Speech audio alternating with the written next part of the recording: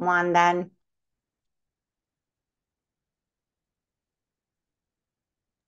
Hola, buenas tardes. ¿Qué tal, Cassandra? ¿Todo ¿Cómo, bien? cómo están?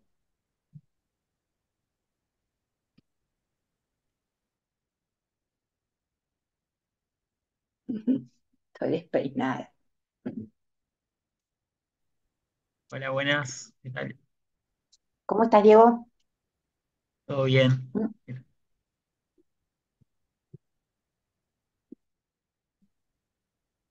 Sí, sí, está duplicando. ¿Tenés celular? ¿Y conectaste con el celu? ¿Con el celu? No, con el celu no me conecté, pero está haciendo algo raro. No, no me conecté. ¿Ves que retumba en algún lado? Sí, está, es mi compu, ahora cierro bien la puerta. Ok. A ver, ¿quién más falta? Más cuatro. Ceci, vos los traes, ¿no?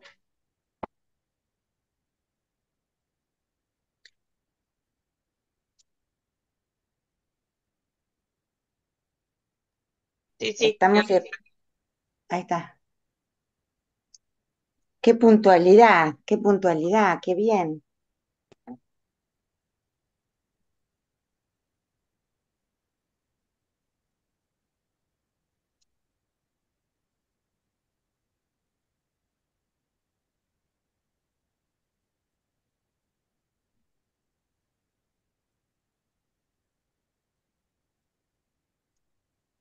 Bueno, para los que están, mientras vamos esperando a los otros, vamos a empezar con lo que no dijimos la vez pasada. Si alguno pensó en algo que no hubiéramos dicho, ¿sí?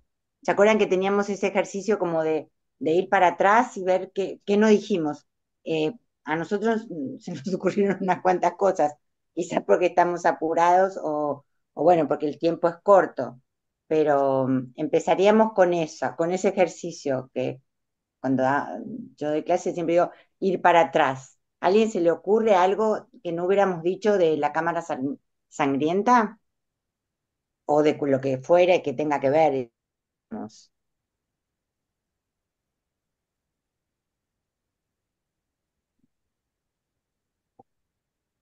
Mm. Quizás les voy a dar una pista. No llegamos al último apartado, que era el de las perdices, ¿no? Que se juntan y viven con la mamá y ella se casa, ¿no? Con el ciego y donan la plata. Eh, Quizás si hubiéramos llegado ahí, alguien me hubiera dicho, ¿y acá qué pasa? No sé, digo, estoy dando como una pista para una lectura general que no logramos hacer.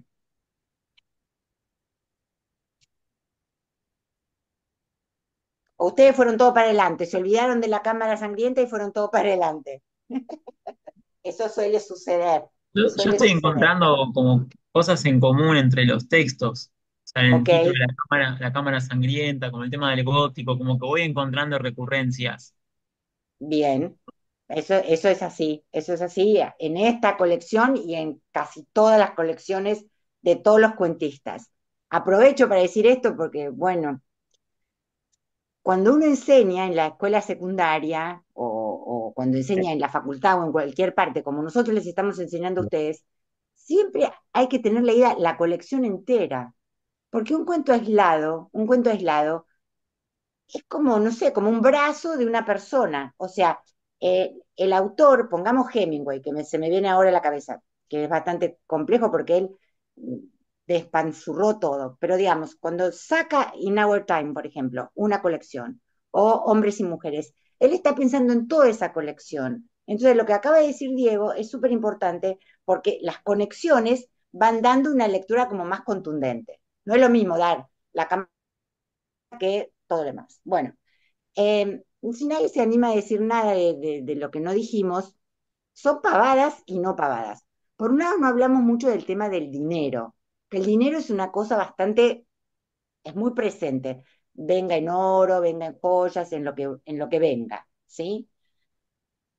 Otra cosa que no nombramos fue los dos territorios bastante llamativos Segunda Guerra, post-Guerra Fría, que son Rusia y Cuba, ¿sí? O sea, los sabanos venían de Cuba y Rusia estaba presente en, en la nieve, que después se va a retomar también.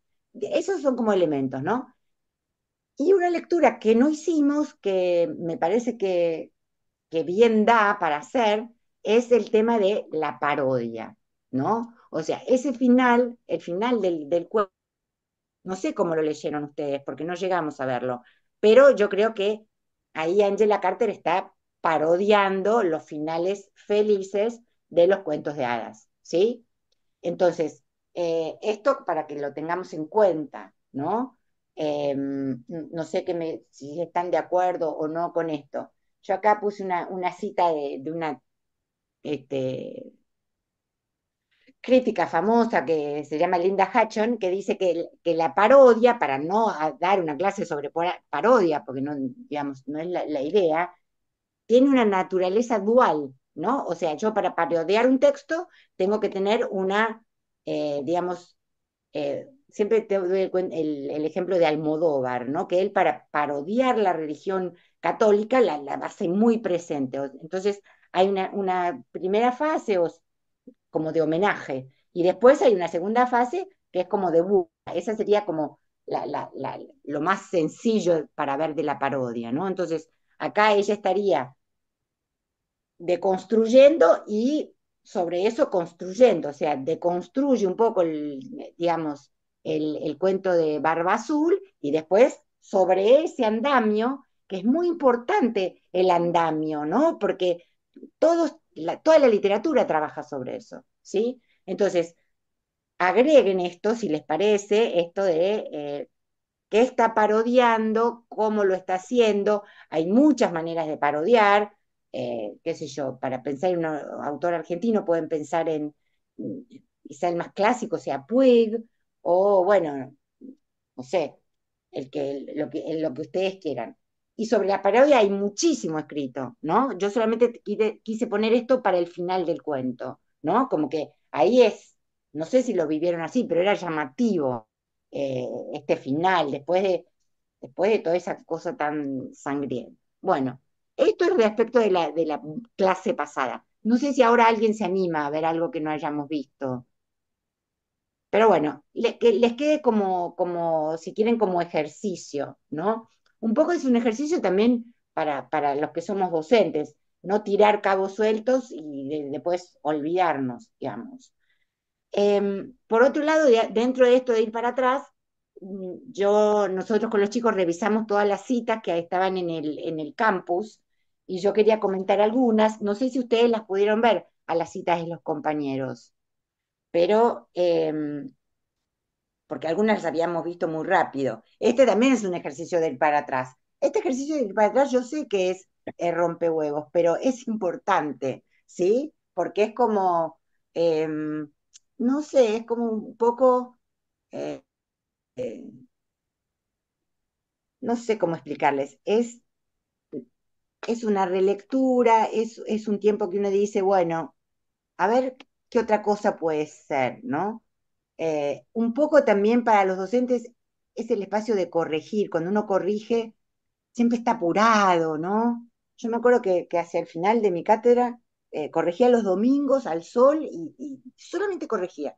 Y como placer, esto también les querría mandar, ¿no? El, sé que si tenés 300 alumnos como Ceci, el placer de corregir se te va al carajo. Pero esta cosa como de no estar tan apurado en la literatura, que digamos, es bastante difícil. Entonces, en esto que yo revisité, en estas citas que revisité, me parecieron geniales. O sea, me pareció genial el ejercicio. Por algo lo hago, ¿no? Por ejemplo, las de Nora, que las habíamos visto. No sé si está Nora, no la veo acá. ¿Estás? Sí, acá está, Nora, ahí la veo. Ella había puesto dos imágenes, una de Watteau y una de Poussin, Eco y Narciso, y una sola cita textual, ¿no? Que dice, el raro placer de imaginarse, de imaginarme sin esposa. Esto lo dice el Marqués, ¿no? Fíjense después ustedes lo pueden ver en el campus, o sea, son dos imágenes bien cargadas, bien, digamos, no sé, con mucho detalle, y esta ínfima, digamos, como, eh, yo diría como medular, una cosa medular, ¿no? O sea, como que para mí eso sintetizaba todo el cuento, toda la cámara sangrienta, verme sin esposa. Y de ahí en más, o sea, de ahí en más todo lo que ustedes puedan aventurar. Entonces, el recorte del otro a mí me agranda, ¿se entiende? A mí me la agranda, me la divierte, me asombra que alguien haya puesto dos cuadros y eso. Yo puse acá al lado de ella, como una síntesis maravillosa, ¿no? Esa sola oración. Bueno, eso es lo de Nora. Después vi la de Magdalena, la de Magdalena, espérate a ver si es esta, la de Magdalena, a ver, ahora no la encuentro acá, no sé si es la de Magdalena. Acá estoy. ¿Dónde estás, Magdalena? ¿Dónde estás? Ah, ¿Cómo va? que busque, repetime un poquito porque justo la tuya no, a ver, si es, acá tengo unas, ¿es la que dice no noté un cambio? No, ¿Aquel rostro?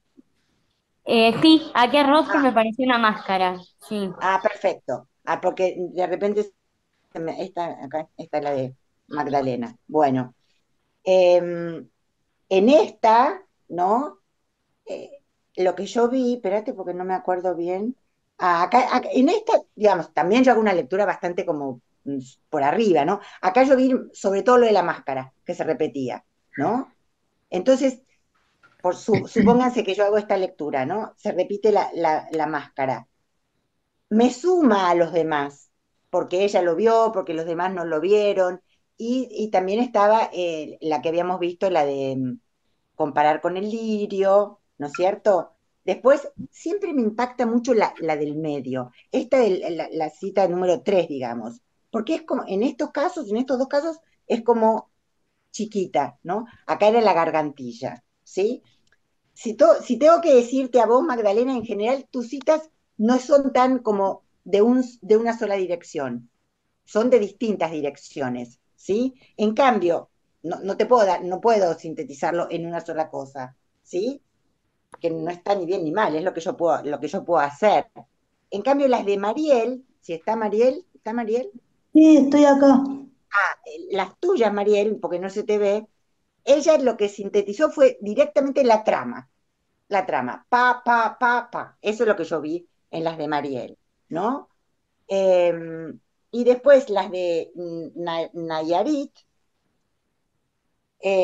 también ahí me impactó la central, la 3 porque dice, estaba sola en la cama y lo anhelaba. Como que esto que yo le estoy leyendo, que estoy devolviendo, es eh, en algunos casos tiene que ver con la trama, pero ustedes también piénsenlo respecto de ustedes como lectoras. Piénsenlo de respecto de ustedes, o sea, ¿por qué subrayan una cosa o por qué subrayan otro? Me parece como interesante, ¿no? Y creo que las últimas que quedan son las de Magdalena. ¿No noté cambio alguno? ¿Está Magdalena o no? Eh, No, no, no. no. Me quedan estas, no sé de quién son estas. Eh, pero bueno, no importa. Más o menos, ¿se entiende el ejercicio, chiques? ¿Sí? ¿Está? Bueno, bien. Esto quería retomar. Eh, Ahora, después de retomar las citas, eh, bueno, lo que les vamos a proponer ahora, Ceci, vos cuando quieras hablar, hablas, ¿no? Estás ahí. Este curso termina el lunes que viene, ¿sí? Es la última clase y ahí vamos a ver Lobalis, ¿sí? Es el último cuento que ustedes van a leer con nosotros. Ustedes van a seguir leyendo la obra de Angela Carter, como quieran.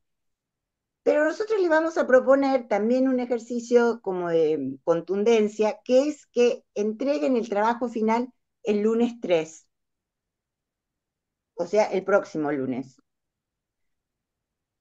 Digamos, tengo como muchos años de alumnos procrastinadores y me gustaría ayudarlos a ustedes a que piensen que que el lunes que viene ya esto ya está, se acabó, entran en otra cosa. No tienen que ni ir para atrás ni para adelante, nada.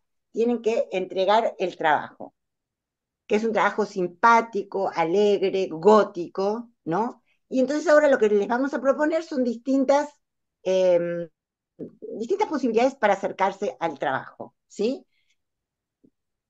Se las voy a dar y ustedes van a ver, van a elegir, y la clase del 27, o sea, la de Logalicia, les vamos a dar un espacio, si quieren, para comentar. Bueno, yo voy a trabajar esto, y entonces hacemos como un brainstorming y todos nos tiramos pautas o no, nos escuchamos, hay gente como que por ahí no se anima, otra que sí, y bueno, ¿se entiende? ¿Ok? Bueno, entonces, ¿se entiende la idea de terminarlo el 3?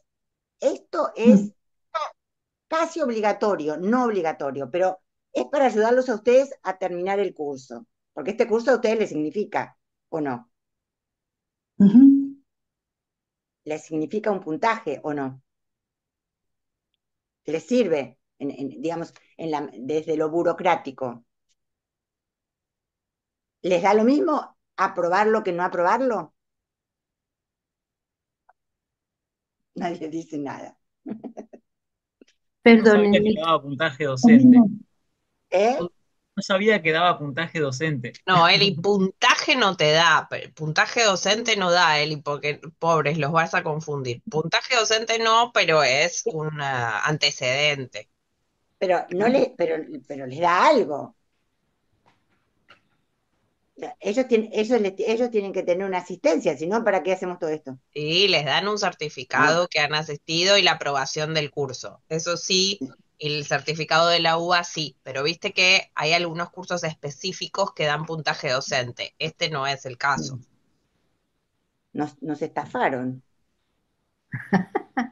No, No, Eli, nunca dijeron eso. Buah, no, bueno, en mi caso particular, yo no, como no soy docente, simplemente me gusta el gótico, me gusta Angela Carter y para mí es un placer escucharlas. no, No, está bien, pero no esta es la parte percibo otra pragmática. ambición. ¿Eh? ¿Qué, Nora? ¿Qué? No tengo otra ambición mayor que el aprender, el conocer un poco más el gótico, esta temática, porque me gusta escribir, entonces, bueno, me resulta como inspirador, Bueno, pero nada yo, más que eso. yo lo entiendo, pero también tengo que alentar a mis alumnos a que hagan esa A parte los, burocrática que es tan claro, desagradable, por pero supuesto. Yo no vayan ejerzo, juntando, yo lo hago por vayan placer. juntando los papelitos porque estamos siempre en peligro los docentes. Entiendo, entiendo. Esto es como abierto, no es para todo el mundo, el que quiere lo hace, el que no, no. Entonces, dentro de esas posibilidades, les voy a leer algunas que estuvimos pensando. Eh, Vos, Nora, por ejemplo, no es directamente, pero se puede hacer una recorrida gótica por las obras de arte de algún cuento de los que leímos o de los que no leímos, ¿sí? O sea, pinturas tienen para Sí. divertirse Uy, muchísimo, ¿no? bueno, Y por ejemplo, vos, yo tomo el ejemplo de ella porque lo vi hace un ratito, ¿no? Ella toma dos obras, entonces agregás a esas dos obras todo lo que te parezca que puede tener con Angela Carter, ¿no? Con, digamos, bien, este, Juan de los Palotes, ¿no? Sino, ¿por qué elegiste esas dos? Ya lo tenés hecho. Muchas veces a mí me bien, pasaba ver que los alumnos ya tenían el trabajo hecho. Ya está, vos ya lo tenés. Ahora lo tenés que explicar, te tenés que bien, divertir, tenés que bien, pensarlo, tenés que filosofar un poco, etcétera. Esa bien, sería una. Digo Nora sí. porque ella hizo ese trabajo, pero cualquiera puede usar todo lo plástico. Y todos los temas que ya dimos la vez pasada, no voy a volver sobre la vestimenta, etcétera. Otra que se me ocurre es hacer una recorrida gótica por la ciudad donde ustedes vivan. Por ejemplo, las que viven en Villa María, tiene que haber un recorrido gótico, tiene que haber algo gótico. O las que viven en Rosario, o Catalina que vive en Buenos Aires. Un mini recorrido, ver qué nos pasa. Yo me acuerdo, les doy un ejemplo. cuando estaba dando Borges, de repente salía por 11 y lo único que veía eran laberintos, ¿no? Entonces, es como que lo que querríamos sería que esta cuestión, todo esto que leyeron tan intensamente, lo pasen a algo que para ustedes sea conocido. Entonces, puede ser gótica por sus ciudades. También pensamos que ustedes, por supuesto, pueden hacer una lectura ensayística sobre la obra, sobre cualquiera de estos cuentos de Carter, o sobre la obra de ella, o sobre Angela Carter y Frankenstein, o sea, como a la manera de monografía, ensayo, trabajo, 3, 4, 20 páginas, lo que ustedes quieran, siempre con el centro de Carter, ¿sí? Y también pensamos que pueden hacer cualquier ejercicio de escritura creativa, cualquiera. Si ustedes quieren escribir un cuento, quieren escribir una serie de poemas, quieren hacer un fanzine, lo que tenga que ver con lo creativo está hiper bienvenido. Porque ya que no nos van a dar certificado y Juan no nos da taller de literatura, bueno, pueden hacer eso, siempre con alguna conexión, ¿sí? ¿Qué más es si pensamos? Son esos, los estaba pasando en limpio para subirlos al campus. Bien, ¿les Em, quedó claro? ¿Quieren preguntar? Cassandra, ¿querés preguntar algo? sí, no, porque yo recién estaba buscando en el campus porque tengo miedo porque yo las consignas las encontré en los mails que mandaron, pero por diferentes cuestiones no pude hacer los ejercicios solicitados, No hay pero drama, bueno. no hay No, no, ningún no, pero drama. pero el trabajo final quiero poder hacerlo, quiero dedicarle todo el tiempo y el esfuerzo posible, pero no termino de entender bien de qué se trata. Yo había entendido en un principio que era hacer una monografía Sí, estableciendo podés. una relación entre un tema que nosotros elijamos con la obra de Angela Carter, pero por las dudas me gustaría saber cuál es la consigna concreta, así puedo anotármelo y saberlo bien, porque no lo Ok, encuentro en el campus. ahora sí, sí los va a pasar. Todo esto que yo dije, vos podés elegir. Si querés hacer una monografía, como lo que acabas de decir, la podés hacer perfectamente, ¿sí? Ujú. Eh, tam- eh, ¿Querés comparar Angela Carter con algún escritor argentino? ¿Querés todo, monografía, la que vos quieras.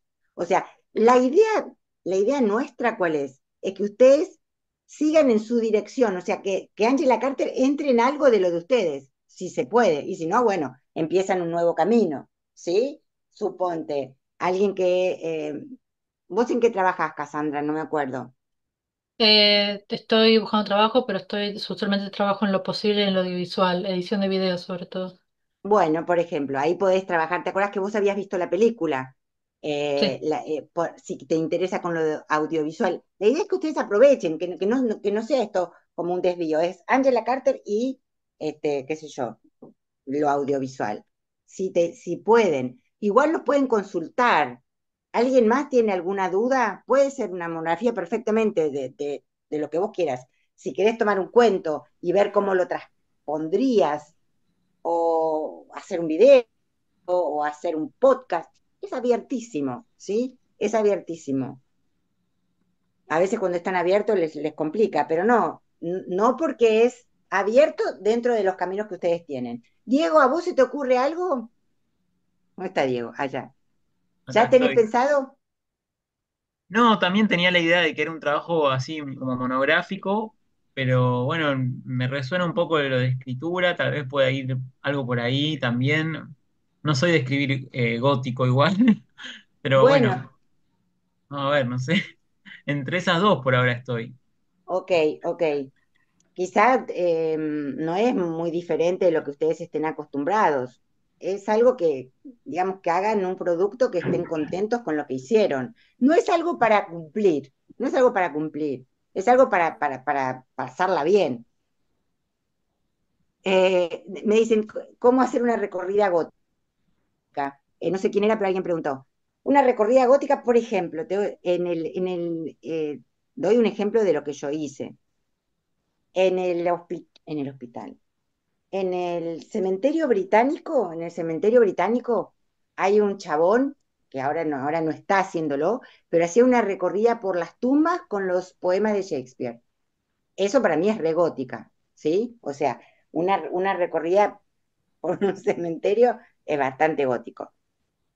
No tiene por qué ser eso, pero imagínense, no sé dónde vivís la que preguntó, pero yo, pues, no sé quién preguntó, si yo vivo en Rosario pondría recorrida gótica, iría, vería, no sé, haría eso. Sería en Bernal. Bueno, Alejandra, si te interesa eso, como de ver dónde vos estás, seguramente cerca de tu casa o cerca de tu recorrido haya arquitectura gótica, ¿sí? Se me ocurre esto porque, bueno, porque me gustaría que alguna encontrara algún castillo. Fíjense que el castillo del primer cuento después pasa a palazzo. No sé, porque hay mucha arquitectura en Carter, ¿sí? Estas son ideas, ustedes pueden tener otras, ¿eh? ¿Se entendió la que me preguntó? ¿Entendiste, Alejandra? Más o menos. Miren, coincidentemente gracias. Coincidentemente con este curso, yo vi una obra, hasta pedí de invitarlas, pero terminó el viernes pasado, que no podía ser más gótica, que se llama La Viva Voz, es de María Merlino y la dieron en el Cervantes. ¿Por qué lo digo? Aunque ya haya terminado, anótenla, porque si la llegan a reponer, es una obra increíblemente gótica y es una obra increíblemente interesante. ¿Podrías repetir Eh, el nombre, por favor? sí, La Viva Voz, los escritores son Fabián, ay, ¿a dónde lo anoté? Fabián Algo y Gallina. Ellos escribieron la obra y el director es Pablo Ramírez el Modisto. Así que no saben lo que fue el vestuario de esta obra, que es un unipersonal, dura 1 hora. Yo hice el curso, tengo el certificado del Cervantes y es muy interesante. Ahora no da que yo lo cuente porque ya pasó un montón de tiempo, pero incluso escribí a ver si yo podía ir con ustedes y terminó el viernes pasado. Eh, la, la, el curso se llamaba La ficción vampírica, porque el personaje es una tal Estrellita de Regil, se supone que se casó con Gardel. No quiero spoilear, pero es eso, es una cuestión con la viva voz de Gardel, como ella la vampiriza. Bueno, una obra maestra del gótico argentino en el Cervantes, ya pasó, lo lamento. Eh, entonces, eso yo tenía que recomendar, pero... Y entonces ahora lo último que yo voy a hacer dentro de mi guión es compartir con ustedes en pantalla 5 citas del texto, de 2 textos que nombramos la vez pasada. Eli, Esto sería déjame también... decirles algo. Primero que Nora tiene Dale. levantada la mano. A Perdón. ver, yo les mandé por el chat privado las consignas pasadas en limpio. Las vamos a subir al campus también. Ustedes piensen que estas son opciones de trabajo. Ahora, si a ustedes se les ocurren cualquier otra idea, porque han leído algo, porque han visto algo, porque mientras estaban leyendo a Carter algo les resonó, esto no es la facultad y nosotros estamos abiertos a escuchar sus propuestas. Así que si alguien tiene Obvio. alguna propuesta de trabajo que quiere, ay, a mí se me ocurrió porque justo había leído tal cosa y me parece que podría enganchar con Angela Carter, o vi esta obra, como dijo Elisa, o vi esta película, o vi este cuadro, o se me cruzó tal cosa y quieren hacer un trabajo, no hay ningún inconveniente. Las propuestas que nosotros les ofrecemos son las que se nos ocurrieron a nosotros para que puedan escribir un trabajo que es la certificación final de la materia, pero que no creo que haya nadie que la desapruebe, porque lo más importante para nosotros era compartir las lecturas, leer, extraer las citas, poner en común las lecturas del texto.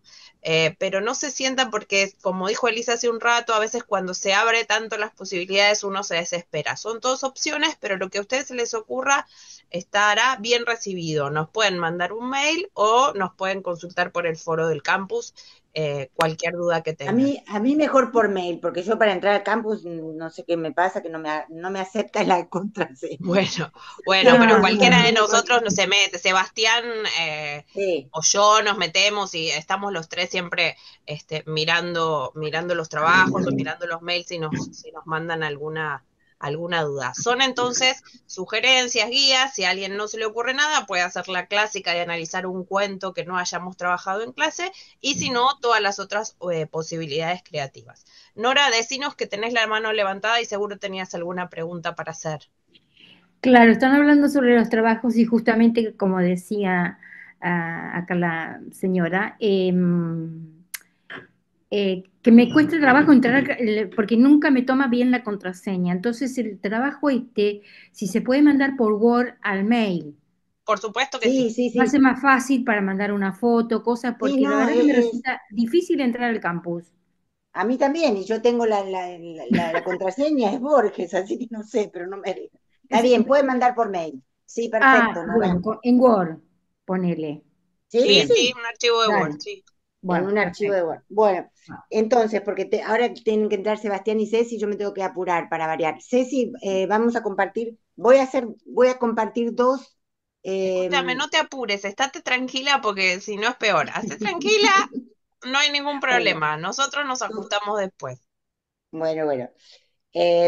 La vez pasada yo les había comentado el libro de Angela Carter sobre la mujer de Sade, no sádica, sino la mujer en Sade, The Sadean Woman, que yo lo recomiendo muchísimo ese libro. No pudimos bajar una traducción porque no encontramos, está solamente en inglés, y yo tomé 5 citas para compartir con ustedes, que ahora se las vamos a poner.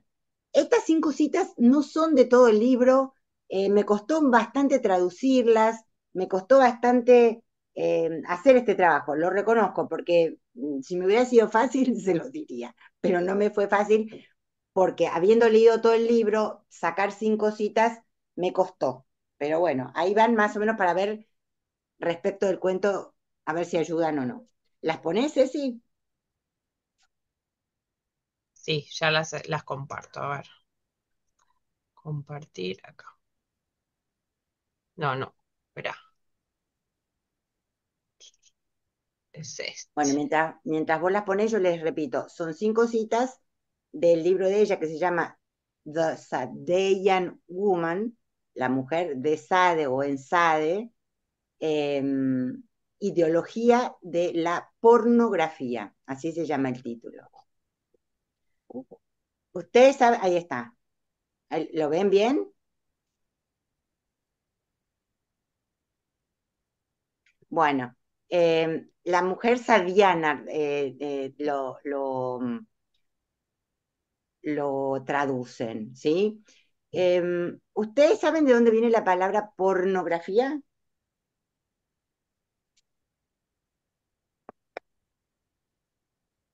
Bueno, yo que soy una empedernida etimóloga, pornografía viene del griego porné, es una prostituta, porne. Bueno, no podía escribirlo yo en griego porque no tengo ese. Y grafía es copiar, o sea, dibujar a las prostitutas. O sea, que ahí empieza con una cosa visual la pornografía. En la nota introductoria, ella ubica a Sade, ¿sí? Bájame un cachito, Ceci. Eh, en este periodo de 1740 a 1814, y lo que le llama la atención a ella es que Sade analiza la naturaleza humana tan libremente como en nuestra época. Eso dice Angela Carter, ¿no? Dice que se ocupa de la naturaleza, de la libertad sexual y su particular significación para las mujeres. Porque, y acá viene algo que ustedes van a relacionar con los cuentos, porque está, y me interesaba que lo pudieran relacionar, porque él se niega a ver la sexualidad femenina en relación a su función reproductiva. En esa época, ¿eh? Entonces, para él, dice Carter, y digamos, leyendo a Sade, la mujer no es simplemente un mammal, dice en inglés, un mamífero, ¿no? O sea, se niega a verla desde ese lugar. Piénsenlo hoy y como, no sé, a mí se me ocurre pensar montones de cosas al respecto, pero me reprimo, porque quiero que hablen ustedes un poco, ¿no? Em, entonces, lo que va a decir Carter va a proponer una interpretación de los problemas de Sade que tratan la, acá estoy traduciendo como casi literalmente, ¿no? Porque es muy del inglés. The cultural la naturaleza de las mujeres culturalmente determinada. Esto ustedes ya lo saben. Saben que sexo, género, ¿no? Pero va a insistir en lo cultural. Ustedes lo saben, pero bájame un cachito. Entonces, esa es la nota introductoria. Después viene las citas que yo saqué son del prefacio, que ella a sí misma se llama, lo pone prefacio polémico, o sea, va a polemizar. Ella tiene un estilo de lo más, este, a ver, ¿cómo puedo decir? Como muy, mi mamá diría simple Jane and no nonsense. Hay una frase, como un dicho en inglés que es las cosas como son. Simple Jane, o sea, Juana sencilla y sin pavadas, ¿no? Es O divertido sea, cómo ella es tan directa, pero al mismo tiempo tiene modo de escritura tan ornamentado, ¿no? De cierto modo. exacto, exactamente. O sea, toda esta ornamentación en el ensayo no está. En el ensayo ella va. Además, la sensación que yo tengo al leer este ensayo es como que va, como se dice ahora, volteando pueblos, pero los pueblos son el mito, polémico prefacio, del cual yo les voy a leer solamente estas 5 citas. Entonces, ya la mujer no como objeto, sino la mujer se ha visto así, pero podría verse hacer su propia eh, manifestación. ¿Va? Ella de ahí nomás se va de la representación de la pornografía, o sea, todas las mujeres que hemos visto desnudas no serían pornográficas, según yo las mire se vuelven pornográficas, ¿no? Pero todas esas representaciones, ella las obvia y va directamente al graffiti, ¿sí? Y dice que esta es la lectura de ella, yo les estoy pasando Carter, dice, y lo traduje, bájame un cachito, Ceci. Dice, en la estilización del graffiti, el graffiti ese que vemos en la calle, el pene, dice Carter, siempre aparece erecto, en actitud alerta, de pregunta o curiosidad o afirmación. Señala hacia arriba, afirma. Miren después cómo nos manda a nosotros. El agujero, the hole, traduzco, es abierto, un espacio inerte como una boca que espera ser llenada. Vayan pensando en Carter con esto que yo les voy leyendo. Inerte como una boca que espera ser llenada. Desde esta iconografía elemental puede derivar toda la metafísica de las diferencias sexuales. El hombre aspira, la mujer no tiene otra función sino la de existir, esperar. Todo es polémico, pero yo necesitaba poner esto. No voy a poner las imágenes acá porque me da vergüenza. Se ve que yo estaba bastante desinhibida cuando leí el libro, porque esto es algo que provoca la lectura del libro. Ustedes pues las ven. Sé si no las abras, no las abras. ¿Qué haces? Las comparto por el chat y el que quiere las abre. Sos una. Bueno, por eso. Esto es una. Compartirlo por el chat, haz lo que quieras. Ay, Dios. Bueno, después bajame porque no. Ahí está, es loca esta. Bueno, bien. Cita 3. Ustedes ven. En esto del graffiti, ¿no? Por otro lado, el graffiti masculino lo vemos bastante bien. El femenino me costó bastante encontrarlo. O sea, no hay tanto graffiti de la vulva, digamos. Pero bueno, ella pone algunos. Bueno, yo tengo que abreviar porque si no, no voy a llegar más. La cita 3 dice, la anatomía es el destino, dijo Freud. Cosa que es verdad, dice Carter, pero ambigua. Mi anatomía, o sea, ella, además esto me encanta, en el ensayo ella se pone en primera persona. Mi anatomía, o sea, la de Carter, es solo parte de una organización infinitamente compleja. Dice myself, mi ser, mi yo, depende cómo lo traduzcamos, ¿no? El reduccionismo anatómico del graffiti, o sea, este que vimos, ¿no? La cuestión erecta, de la reductio ad absurdum de las diferencias corporales entre hombres y mujeres, extrae, esto me encantó, toda la evidencia de mí misma. O sea, soy eso, ¿no? Y solo deja un aspecto de mi vida como mamífero. Esta es la lectura que ella hace. Esto no es así, es la lectura que ella hace. El graffiti agranda este aspecto, lo simplifica y luego, bájame, lo presenta como la parte más significativa de mi entera humanidad. Esto es así, dice ella, en toda mitologización de la sexualidad. Y toma el graffiti, esto como modo de leer, chicos. El graffiti, dice, es la versión más explícita de la idea de las diferencias sexuales de hombres y mujeres.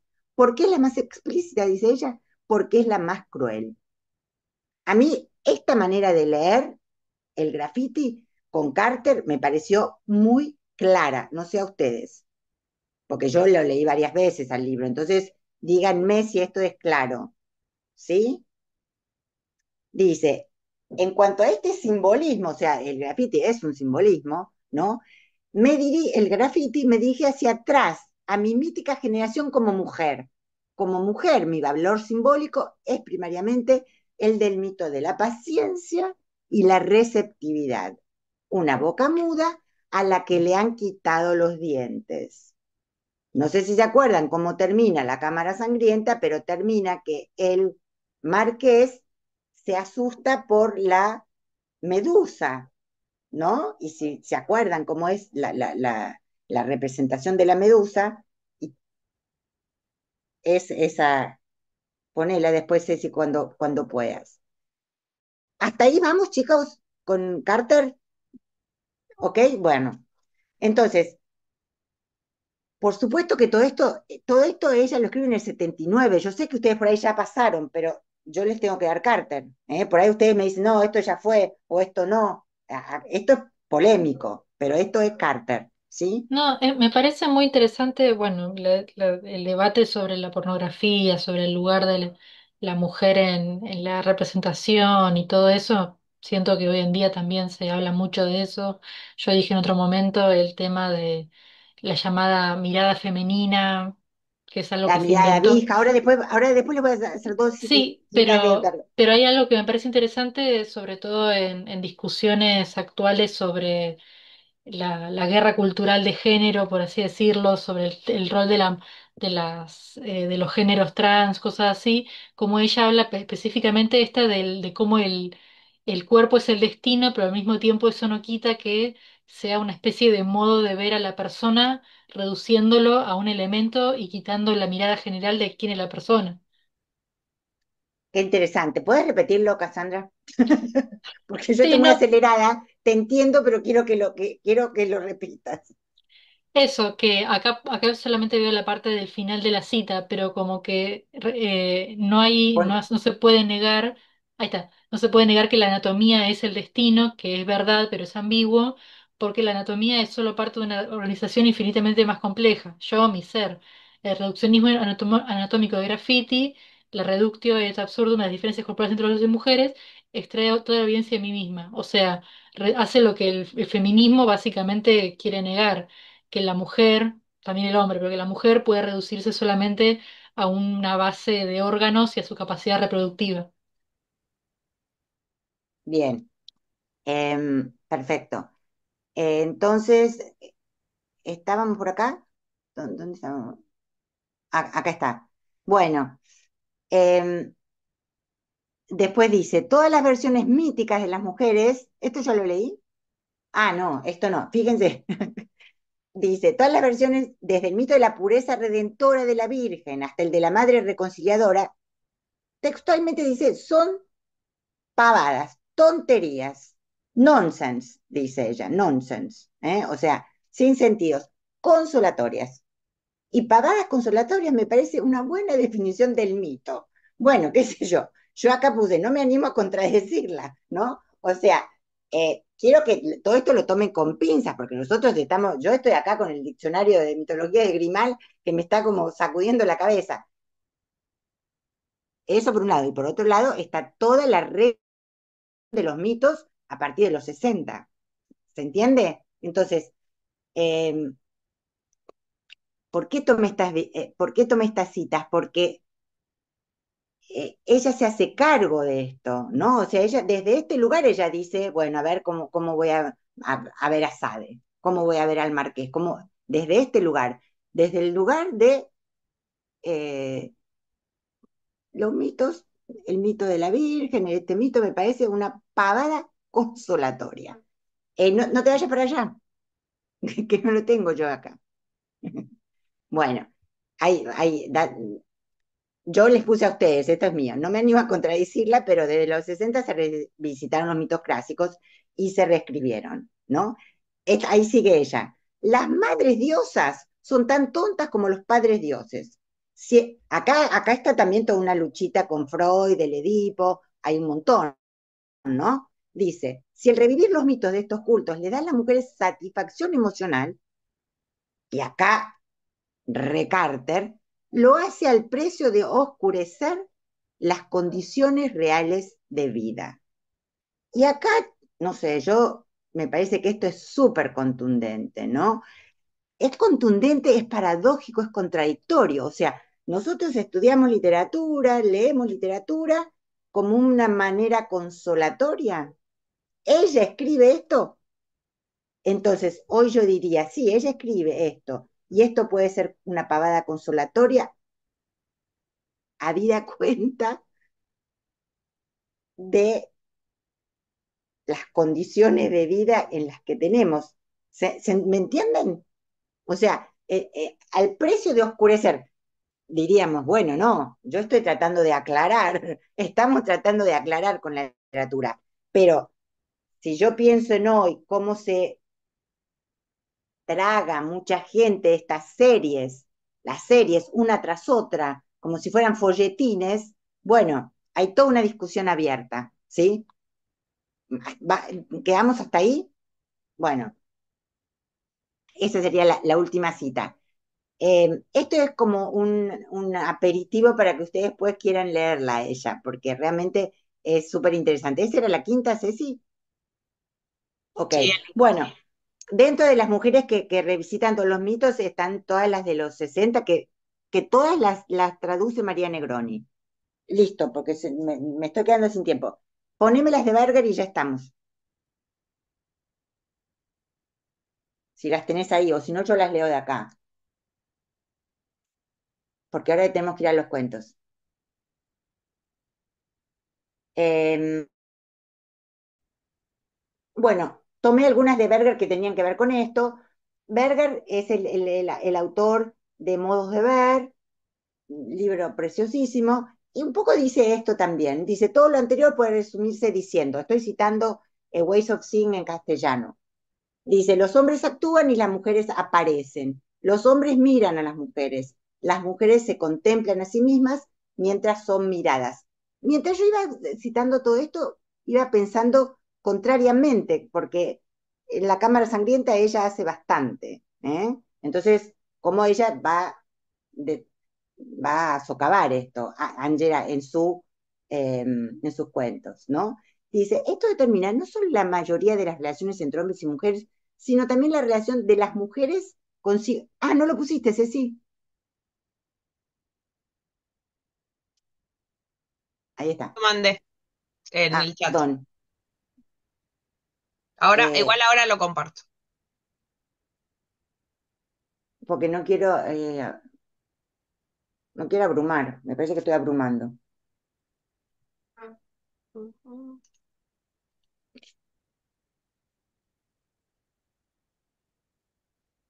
Bueno, ahí la tienen, ¿sí? A veces no sé si esto ya lo saben, si no lo saben. De esta cita lo que me interesa, me interesa casi todo, ¿no? Pero eh, todo lo que tiene que ver con ser mirado y mirar, ¿sí? La- las mujeres, dice, se contemplan a sí mismas mientras son miradas. Piensen lo que acabamos de leer, la cita que hizo una de las compañeras, que dijo, él va ahí a esa cámara para sentirse solo. O sea, todo esto tiene montones de derivaciones, no es taxativamente así, ¿sí? Eh, Vuelvo a Berger. Esto determina no solo la mayoría de las relaciones entre hombres y mujeres, sino también de las mujeres consigo mismas. O sea, el hombre mira a la mujer, pero después, ¿qué va a decir Berger? Dice, el supervisor que lleva a la mujer dentro de sí, polémico esto también, es masculino. La supervisada es femenina. Yo esto lo leí cuando tenía, creo que, no sé, cuando hice un seminario en la facultad con Delfina Muschietti allá en los 90. Y creo que me impactó tanto que lo vuelvo a enseñar, ¿no? Para abrirlo, no para creérmelo, sino para abrirlo. El supervisor que lleva, o sea, no sé si están así, pero bueno, él lo dijo así, ¿sí? Entonces, digamos, si el supervisor es masculino, y la supervisada es femenina, de este modo se convierte a sí misma en un objeto visual, una visión. Después vemos, hay una más, ¿no? ¿O no, Ceci? Y esto lo puse específicamente por la cantidad de espejos, para que ustedes arranquen de acá, ¿no? Que hay en Carter. Dice Berger. Esta es una cita, él habla un montón del espejo. El espejo fue utilizado muchas veces como símbolo de la vanidad de la mujer. Sin embargo, hay una hipocresía esencial en esta actitud moralizante. Me encanta porque los dos están como en la picota. Tú pintas una mujer desnuda porque disfrutas mirándola. Bueno, nada, polémico, pero de vuelta también es para que ustedes vayan al texto de Berger. Fin de mi intervención por hoy. Quiero ir a los cuentos con Ceci y Sebas. Si quieren preguntar cualquier cosa, después están por el chat. Bueno, igual estas citas se las vamos a pasar, van a estar en el campus para que puedan volver a ellas, releerlas, si les interesa, si les sirven para hacer su trabajo, para lo que quieran, van a estar ahí. Bueno, les contamos cómo trabajamos Eva y yo. Trabajamos con los cuentos que les habíamos pedido que leyeran para hoy. Entonces, lo que les proponemos es, yo armé algunas diapositivas como para guiarme un poco el trabajo y que con Seba tratar de ir turnándonos en algunas cosas, pero una de las cosas que queremos decir es que estos cuentos que vamos a trabajar hoy, para nosotros trabajan vinculados, digamos, y los vamos a analizar en vínculo. Entonces, lo que se me ocurre hacer para que no estar hablando yo sola o se va solo, es que yo voy a decir algunas cositas de los personajes del cortejo del señor León y me gustaría que ustedes me dijeran qué les parece que pasa en la versión de la Dama Tigre. ¿Sí? Entonces vamos a ir conversando y vamos a poner en común las ideas que hayan surgido a partir de las lecturas de estos dos cuentos. Bueno, primero hablemos un poco de dónde viene esta historia, ¿sí? Es una reescritura de La Bella y la Bestia. La Bella y la Bestia se dice que puede haber nacido del mito de Cupido y Psique. En 1740, Gabriel Barbot de Villeneuve escribe una novela firmada como La Bella y la Bestia, y la que a nosotros nos llega más, que es después la que toma Disney para adaptar y la que ha sido adaptada en muchos de los cuentos infantiles, es una adaptación de 1756 realizada por Jean-Marie Le Prince de Beaumont, que suprime toda una gran parte de la novela, una parte que contaba toda la historia de los personajes, todo como los antepasados, los porqué de todos estos personajes, lo quita y nos deja ese fuerte tronco común que es el que suelen tener todas las versiones. Entonces, un poquito de este antecedente, no habíamos hablado de cuentos de hadas mucho y estamos hablando de reescrituras que hace Carter. Por otro lado, bueno, les repito esto que ya les habíamos dicho. Acá yo tomé una cita de Barthes del placer del texto, que dice, cuanto más una historia está contada de una manera decorosa, sin dobles sentidos, sin malicia, edulcorada, es mucho más fácil revertirla, ennegrecerla, leerla invertida. Madame de Ségur, leída por Sade. Esta reversión, siendo pura producción, desarrolla soberbiamente el placer del texto. Entonces, una de las tesis que nosotros sostenemos es que en este corpus, y como dijo Elisa, está pensado todos esos cuentos, ¿no? Todos esos cuentos forman una totalidad, hay vínculos, hay elementos que se repiten, como decía Diego. Bueno, que estos dos cuentos que están reescribiendo la misma historia de La Bella y la Bestia, que estén uno después del otro, no están puestos así porque se le ocurrió a el editor, sino que es algo que Angela Carter está buscando, porque al funcionar el segundo cuento funciona casi como espejo del primero, pero un espejo gótico, donde ese doble se transforma, se modifica, hay una metamorfosis, hay un cambio, eh, no podemos decir para mal, pero el personaje no es para nada lo mismo, y esa transformación en el segundo cuento, donde está mucho más explícita la sexualidad, por ejemplo, es mucho más fuerte porque hemos tenido el reflejo del primero. Entonces, en esa doble cara, el segundo cuento funciona con más fuerza. Teniendo esto en cuenta, empecemos a trabajar con el cortejo del señor León. Y ustedes me van diciendo qué les parece con la novia tigre.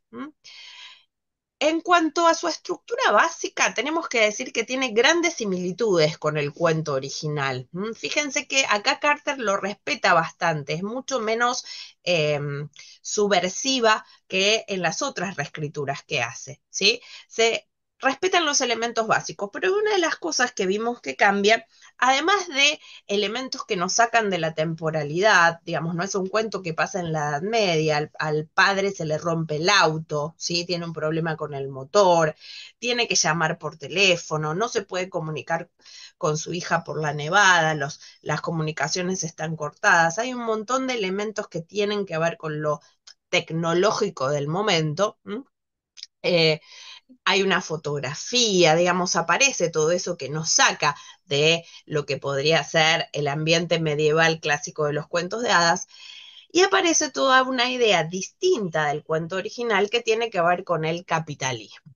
Ustedes vieron que el padre llega a la casa de la bestia, el motivo por el cual la bestia se enoja con él es el robo de la rosa, esto todo es el cuento original, se hace ese intercambio con Bella, hay una pequeña romance, si quieren, más intelectual que otra cosa, entre la Bella y la Bestia, pero ella se va y en el momento en que se va de la mansión de la Bestia a acompañar a su padre, está presente la idea del capitalismo, que está muy eh, imbrincada en los cuentos de Carter. Aparece esto de el dinero, el placer, los placeres mundanos, ¿no? Ella se dice que en un momento se vuelve como vanidosa y narcisista. Volviendo a las flores que habíamos hablado en la primera clase, en la cámara sangrienta aparecieron los lirios, ¿no? Los lirios y las calas. En estos dos cuentos va a aparecer la rosa. La rosa también como un símbolo de femineidad y de la virginidad del personaje. La rosa está en el cuento original, pero acá hay algo que se le suma, sobre todo en el segundo cuento que lo vamos a ver. Hay un cruce del umbral, el padre llega y tiene que atravesar un espacio, porque el espacio de la mansión es un espacio otro, un espacio gótico. Fíjense cómo dice, ahí les puse una cita: detrás de un portón de hierro forjado, un corto sendero conducía, describiendo bajo la nieve un reticente florio a la entrada de la perfecta réplica en miniatura de una mansión paladiana, que parecía ocultarse, tímida, tras las faldas cuajadas de nieve de un añoso ciprés. Helado hasta los huesos, empujó el cerrojo y con un aguijonazo de dolor vio que del mustio fantasma de una maraña de espinas pendía aún el androjo marchito de una rosa blanca. Entonces hay un cruce a un espacio otro donde hay un espacio mágico, sobrenatural, donde va a haber cambios, ¿no? Ese espacio es un espacio que sería el típico del castillo gótico, eh, en lo que lo primero que va a ver el padre es la opulencia de ese lugar, ¿no? El lujo, esa cabeza en forma de león que anticipa a la bestia, ¿no? Todavía no sabemos cómo va a ser ese ser que nos vamos a encontrar, eso es de oro, tiene ojos de piedras preciosas, de ágatas, y después empiezan a nombrar un montón de cuestiones que hay en el castillo, como los collares que tienen los perros, los cortinados, eh, la vajilla de plata, el tipo del comedor Reina Ana, todos estos objetos que se van sumando una y otra vez, una y otra vez. ¿Se acuerdan que en la Cámara Sangrienta también había pasado esto? Esta multiplicidad de objetos. Aparecen mucho menos en este cuento, pero están resaltados estos elementos de lujo que forman parte de la casa de la bestia. Y acá hay algo de lo sobrenatural que nos mete bien en el género, ¿no? Fíjense esta cita, ¿no? Antes de que pudiera anunciar su presencia, la puerta se abrió hacia adentro silenciosa, ¿no? La puerta se abre sola. Hay algo mágico en ese lugar. No se ve a los sirvientes. El padre entra y parece que el recorrido está guiado por ese perrito, el spaniel que lo acompaña. El lugar es un lugar fastuoso pero agradable, ¿no? Hay velas que lo iluminan, está perfumado, está lleno de flores. ¿M? Y esta descripción también funciona porque después el espacio se transforma cuando Bella regresa. ¿M? Entonces, la cita que elegí yo acá es: si bien por la insoslayable atmósfera de irrealidad que allí reinaba, comprendió que acababa de entrar a un lugar de privilegio en donde no tenían por qué regir las leyes del mundo conocido. Entonces, la casa tiene vida propia. Fíjense que esto en realidad se dice que en el cuento original no estaba tanto. La casa con vida propia para nosotros es normal porque lo vimos en Disney, con la tetera que habla, Mrs. Potts y las velas, ¿no? Todos esos personajes que toman vida propia. Eso en el cuento original no está. Se dice que aparece por primera vez en Jacques Cocteau, la versión cinematográfica que se hace en el 46, que ahí él introduce estos elementos. Angela Carter seguramente vio esta adaptación y eso lo toma. No estamos seguros de que sea de allí, pero sí eso de que la casa tiene vida propia. Lo que no hay es específicamente dicho si la tetera, si la vela, ¿no? Parece que hubiera sirvientes fantasmas que uno no sabe en dónde están y que todo se resuelve mágicamente. Solo aparece el ballet para ayudar.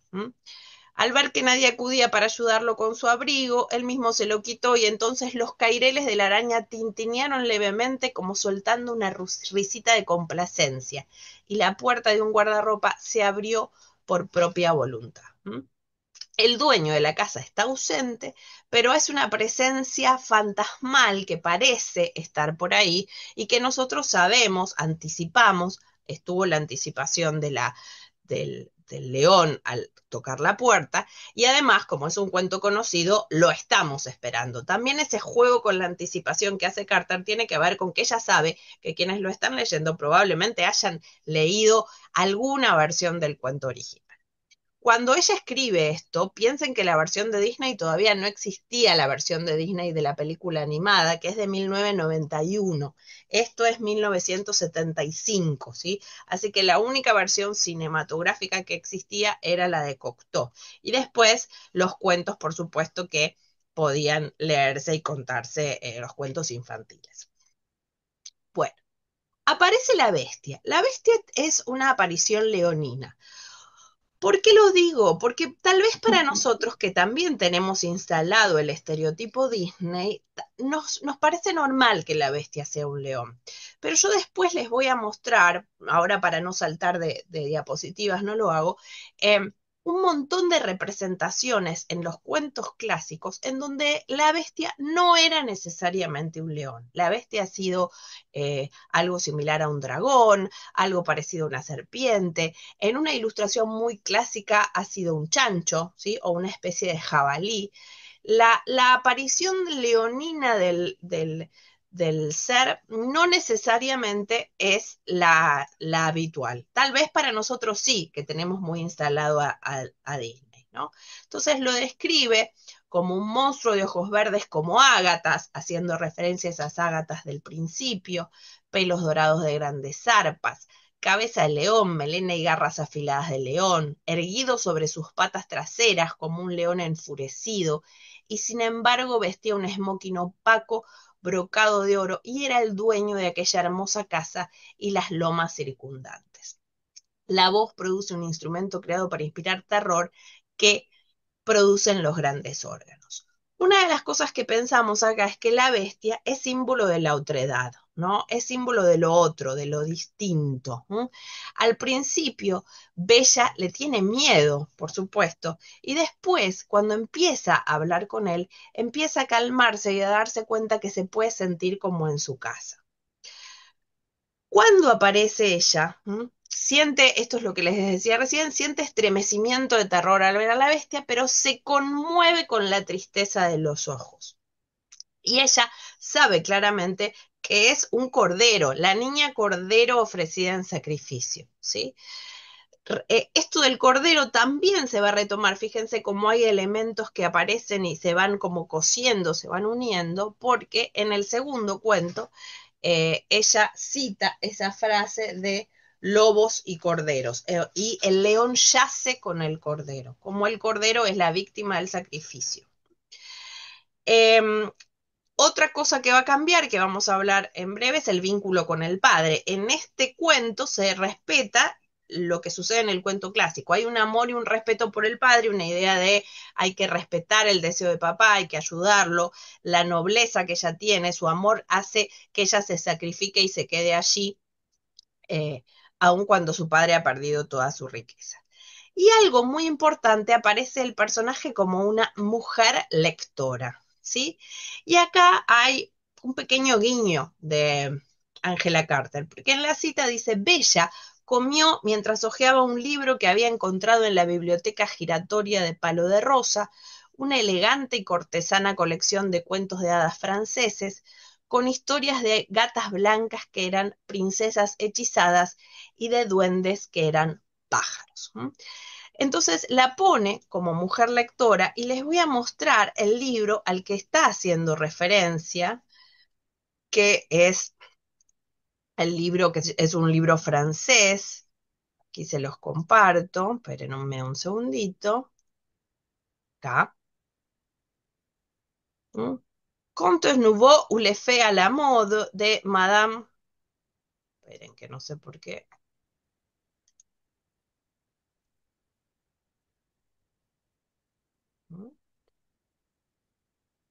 Que es quien acuña el nombre de cuentos de hadas. Esta escritora francesa es la que inventa la idea del príncipe azul, el Prince Charming, en un cuento que se llama El pájaro azul. Y lo que tenía de particular los cuentos es que las protagonistas femeninas de sus cuentos no eran sumisas, sino que eran fuertes, independientes, ingeniosas y astutas. Y sabemos que Angela Carter, además de haber escrito estos cuentos, hizo prólogos y compiló muchísimos cuentos de hadas. Y en ese estudio que hizo sobre los cuentos de hadas, probablemente haya conocido a esta autora y aquí la está homenajeando. Un poco ese homenaje por el valor del personaje femenino que escribía esta mujer, ¿no? Bueno, volviendo entonces al cuento, estábamos diciendo que cómo era Bella. Entonces, esperen que volvemos acá, ¿no? La mujer lectora. Ahí me había quedado. Y está. Algo importante es que este personaje sufre un cambio, sufre una metamorfosis. La metamorfosis del personaje femenino es una metamorfosis interna, porque ella se va con su padre y después de que se va con su padre empieza una vida, digamos, de placeres mundanos. Y allí se olvida de la promesa que le había hecho a la bestia de regresar, y es pasado el tiempo, pasado la primavera, que el perro la va a buscar porque la bestia está muriendo. Y ella se da cuenta que ha sido frívola, vanidosa, que ha dejado de lado el respeto que le tenía a la bestia y regresa rápidamente. Entonces podríamos decir que hay un cambio en ella, una metamorfosis interna. De alguna manera, el cuento es un Bildungsroman, es decir, es un cuento de aprendizaje, porque Bella aprende del amor, aprende de la sexualidad, aprende del distinto, de cuánto vale el dinero, del respeto por el otro. En cambio, la metamorfosis del monstruo, digamos, del león, es una metamorfosis externa, porque cambia de monstruo a hombre, y eso respeta el original, ¿no? Eh, Algo que aparece también y que es clásico del gótico, además de los espejos, la cuestión de la mirada, de los ojos, ¿no? Ella se ve y en el momento se ve eh, en los ojos de él, pero no se ve a sí misma. Dice, él echó la cabeza hacia atrás y la contempló un momento con sus ojos verdes, inescrutables, y Bella vio en ellos 2 veces repetido su propio rostro, pequeño como un botón rosa, ¿no? Ella se ve, pero no se ve. Es ella misma la que está en los ojos de la bestia. ¿Qué es lo que la bestia está viendo? Bien, bueno, no, acá pasamos al otro. Entonces, tenemos a un cuento que respeta bastante el original, que suma el capitalismo, que suma esta transformación femenina. Es la mujer, esto es así en el original también, pero es la mujer la que salva al hombre. Y aquí sí está subrayado esto de que ella va al rescate de él, que nosotros estamos acostumbrados a que eso suceda en los cuentos de hadas, siempre es el príncipe el salvador. Pero acá tenemos a Bella que lo salva de la muerte y él logra salir de ese lugar de enfermedad, ya no puede comer, a partir de que está enamorado de ella, no ha podido matar a ningún otro ser para poder comer. Entonces es en ese amor como el momento de la salvación. Ahora, ¿qué sucede con la dama tigre? Y acá me gustaría que hablen un poco más ustedes. ¿Qué me Algo, podrían... ¿eh? un poco más, no, algo. Algo, sí, porque hasta ahora están mudos. Ya que No, seguramente ustedes rescataron citas, algunos habrán rescatado citas, díganme qué les parece en comparación con este otro cuento, qué pasa con los personajes. Tratemos de pensar el padre, la bestia y Bella, ¿no? ¿Cómo se mueven estos 3 personajes dentro de este otro cuento que ya no respeta el original, ¿no? Hay una transgresión. ¿Qué dirían? Empecemos por el padre, por ejemplo. ¿Qué podrían decir del padre? Bueno, en principio los padres son bien diferentes, porque un padre cae en desgracia por llevarle un regalo a su hija, pero el otro se la juega a las cartas y pierde, digamos, la valoración de la hija. Es decir, un padre se enfrenta a la bestia por llevarle un regalo, el otro no le queda más que jugar y dice, bueno, me queda mi hija, listo, vamos, pierde. Es decir, son padres bien diferentes, ¿no? Exacto, exacto. Incluso en un momento un poquito más adelante, cuando ya la ha perdido, él, Bella habla, es una primera persona que hace como un raconto de lo que sucedió, ¿no? Y dice que el padre era un apasionado por el juego y por las putas, y un poco deja entrever que su madre ha muerto cuando ella nació, pero porque el padre... digamos, la maltrató, no la cuidó, no le interesaba, que ella se había casado con él se había casado con ella únicamente por su dote, ¿no? Que había un interés económico, no había nada que tuviera que ver con el amor, no hay algo que admire ella en el padre, ¿no? En eso tenemos a un personaje bastante distinto. Y en cuanto a Perdón, ella, perdón. sí, Ay, y en relación a también, hola, que llegué un poco tarde. no hay problema. ¿cómo estás? Bueno, hola Oh, Elisa, mi ¿cómo estás? Bacher, mi Bacher. Sí, soy, ¿Qué hace, sí, loca? ¿cómo estás? Bien, Y vos. quería agregar en relación al capitalismo también que aparece la idea del azar también, porque ya no es un padre que no solamente no fue próspero o que tuvo un problema no sé, de negocios, sino que en relación es un padre que juega al azar, ¿no? Que está involucrado y que también me parece que eso, no sé, habría que pensar qué aporta. Dice que el juego, dice que el juego es una enfermedad, literalmente lo dice en el cuento. Tal cual, tal cual. Y en cuanto al personaje de ella, ¿qué notan en el personaje de ella? Preguntarle sí, lo de los títulos, por ahí puede ser. Claro, sí, si ustedes sacaron títulos, vayamos conversando a ver qué leyeron en ese cuento. ¿Alguien se anima a arrancar? Estamos en el de La novia del tigre, que tiene 3 apartados solamente, ¿no? Sí. ¿Y ahí alguien se animó a poner títulos o no? Digo yo. ¿Título de los cuentos? Sí, lo que haya puesto. Si los Ah, cuentos o los mira, apartados. ¿Te claro, acordás? no, yo en un momento dado decía ahí ustedes que si le cambiarían el título de los cuentos. Sí, también dijimos eso. Sí. Ah, bueno, yo puse dos.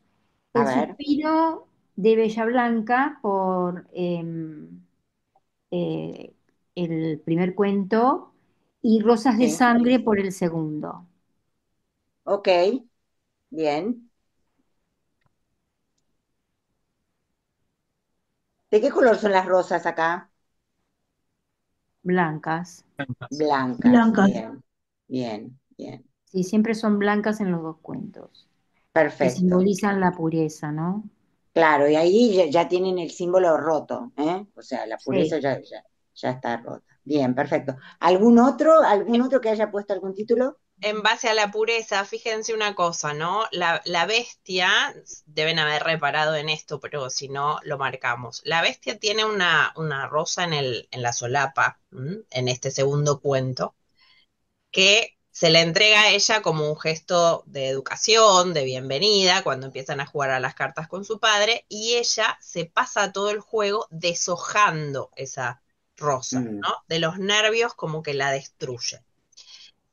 Y cuando finalmente ella es apostada y perdida por su padre y se tiene que ir con la bestia le regala un gran ramo de rosas blancas también, y es el padre el que le pide a ella una rosa para sentir que ha sido perdonado. Así como en el primer cuento y en el original, la que pide la rosa es Bella, diciéndole, papá, aunque sea, tráeme una rosa, ese signo de humildad, algo, quiere un regalo, pero un regalo que no le va a costar dinero a su padre, o que si lo compra es algo muy económico. Acá es el padre el que le pide la rosa como pensando me estás perdonando. Y ella le da medio a regañadientes una rosa de las que le ha entregado la bestia, pero se pincha y la rosa se mancha de sangre. Lo que nos recuerda a otro cuento que ya leímos, ¿sí? sí, el primero. El primero que leímos, pero también fíjense el simbolismo y cómo en este cuento de Carter lo sexual está mucho más presente, que ella se pinche y sangre y se lo entregue al padre, ¿no? Como una pérdida de la virginidad y dejar de lado al padre, al patriarca, para irse con otro hombre, ¿no? Podríamos leerlo de esa manera también. Bueno, ¿qué otra cosa Perdón, yo leyeron? agrego un título que había puesto, ahora lo estoy retomando porque no me acordaba por qué lo había puesto, cómo, y con lo que vos decís, yo le había puesto La rosa, el pinchazo y la sangre. No es muy afortunado, pero bueno, por ahí va. Bueno, ¿A título a todo el cuento? sí, Bien. Es bastante burdo. Yo me animo a sí, decírselo porque yo la conozco a ella. sí, por eso, no es muy. Está bien, está bien. ¿Algún otro título? Georgina levantó la mano, así que decinos, Georgina, ¿qué querés decir? No, sí, era para comentar lo de los títulos. Dale. Eh, Dale. yo le puse título al cuento y después a los apartados, que era una sugerencia. Sí. A este le puse Aprender a correr con los tigres, que es Ah, algo que como en el un de Pinco momento las estés. menciona lo del cordero, que el cordero debe aprender a correr con los tigres. Está bueno. ¿Sabías Eh, que perdón, ¿conocés sí, el de Pinco las estés? Las mujeres que corren con lobos. sí. Ah, bueno, porque ahí también hay un juego.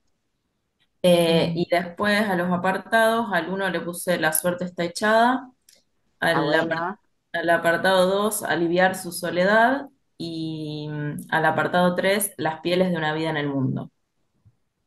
Las pieles de una vida en el mundo. Tan buenas. ¿Cuántas pieles que hay en Carter, no? Pieles y telas. ¿Vieron la cantidad de telas que se nombran? La cabritilla, eh, los terciopelos, en el cuento de la cámara sangrienta, como habíamos hablado de todas las telas de los vestidos. Está como muy presente eso, como Sí. la imagen, lo textil y pareciera que la imagen táctil, ¿no? Lo Oh, táctil, lo también lo táctil. táctil. ¿Alguien más hizo algún título? Sí, yo le puse el título, sí, es medio malo, pero bueno, le puse las garras de la soledad, le puse como un título así alternativo. Pues me llamó la Ah, atención las garras de la bestia, todo el tiempo lo menciona, bueno, no sé si todo el tiempo, pero varias veces lo dice, como algo Ujú. distintivo a mí es como un símbolo de lo salvaje que permanece en la bestia. mm, Y soledad porque justamente es un personaje muy solitario. El otro día Sí. hablábamos del Minotauro, como que yo le vi algo de eso también. Ujú. sí, absoluto, Sí. absoluto. O sea, la soledad está bien presente en todos estos cuentos, ¿no? Como lo vimos en La Cámara Sangrienta, en estos dos cuentos. En general, el que está solo, ¿quién es? ¿El hombre o la mujer? ¿En dónde? ¿En el El cuento este? hombre, En estos tres, en estos tres. el Y la, hombre. El hombre, ¿sí? Hay una lectura bien, bien clara de eso, ¿no? Y la mujer Esto, muy audaz. Y la mujer claro, muy audaz. Va por bien, eso ¿no? todas las citas la del mujer también tiene que principio, arreglar. ¿cómo? Que la mujer me parece que la mujer también tiene que arreglársela sola. O Claro, pero sea, es que tiene no sé, veamos dónde está como puesto el foco. Me parece que, no sé si es la lectura que estamos haciendo, pero pareciera que el principio activo ahora es la mujer, ¿no? No sé, piénsenlo, lo abrimos, no lo cerramos, ¿sí? Eh, por lo menos esta es la lectura que estamos haciendo. Yo a la novia del tigre, al apartado uno le puse Descartes, para joder Mm. un poco. Después al 2 le puse malditas rosas blancas. Y al 3 le puse doncella mecánica. Un poco para seguir con la lectura que estábamos haciendo en el cuento anterior, ¿no? Como que los objetos empezaban a mover solos. Acá ya hay, sé si vos lo vas a ver después, ¿no? Pero ya hay Sí, robots. quería que me contaran, a ver, ya que estamos en el curso de Chicas Góticas, ¿qué vende el gótico en este cuento? ¿Qué dirían ustedes? ¿Cuál es la presencia del gótico en este cuento? La casa, La lo la casa, peligroso. casa. vieron que hay momentos en que en la casa dice, pareciera, estoy buscando la cita para leérselas exactamente, pero dice como nada vivo vivía en ese lugar, ¿no? Hay algo ahí Mm, del castillo, ¿no? Que claramente no pertenece al mundo real. Bien, voy a seguirla buscando, que la tengo acá anotada y no la encuentro, pero ¿qué otra cosa? Hay un montón de elementos del gótico acá. Hay Nada una especie humano de habita este lugar, eso era. Nada humano habita este lugar, dijo el ballet. el ballet es gótico. Sí. Tener ballet es gótico. En cuanto, por ejemplo, a la figura de él, la bestia, cuando ella la ve por primera vez, ¿cómo se lo presenta? Alguien dijo, había una cita, alguien lo dijo por chat. A ver, ¿quién es? Que lo dijo. Diego, la figura del doble, ¿cómo sería eso, Diego? ¿Qué encontraste? A mí me re descolocó, me llamó la atención cuando aparece como la muñeca que le muestra el espejo y en el espejo ella ve a su padre, como me pareció que se iba como tipo a la ciencia ficción, como pasa con Frankenstein también, como que hay ahí una relación entre Bien, los géneros. Bueno, está el autómata, ¿no? En este caso es la autómata que es un elemento que aparece mucho en el gótico, aparece en los cuentos de Hoffman, por ejemplo, y este personaje, además de ser un autómata, que es un personaje clásico del gótico, ella dice, es como yo, es como el doble de ella, ¿no? Hay algo que se repite ahí también, Los vestidos y también está todo lo del espejo que vos decías, donde ella ve, dice, y lo que yo vi en él, en el espejo, ¿no? No fue mi rostro, sino el de mi padre, como si al llegar al palacio de la bestia, al hacerme cargo de su deuda, hubiera adaptado su rostro. Y qué iluso imbécil todavía está llorando, ¿no? Ese espejo que es un espejo mágico, por un lado, como el típico del cuento de hadas, y por otro lado un espejo gótico que duplica y deforma, ¿no? Fíjense que Carter de alguna manera está tomando las dos tradiciones. A ver, no se puede decir que Carter hace un gótico puro. Lo que hace es una especie de mezcla de hibridez entre el cuento de hadas y el gótico y logra estas reversiones que son, en palabras de Rosemary Jackson, como subversivas, ¿no? Y ahí está la clave de su lectura, el movilizarnos con estas cosas que rompen con lo que estamos esperando que suceda, con esa anticipación que tenemos porque al cuento lo conocemos, y en este caso mucho más porque lo acabamos de leer un minuto antes. ¿Sí?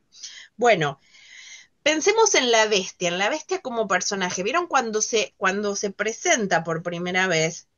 No aparece una bestia que aparece como eh, atractiva. En el primer cuento hay algo de atractivo en el personaje, en el perfume, en las rosas, incluso en ese castillo al que el padre entra, ¿no?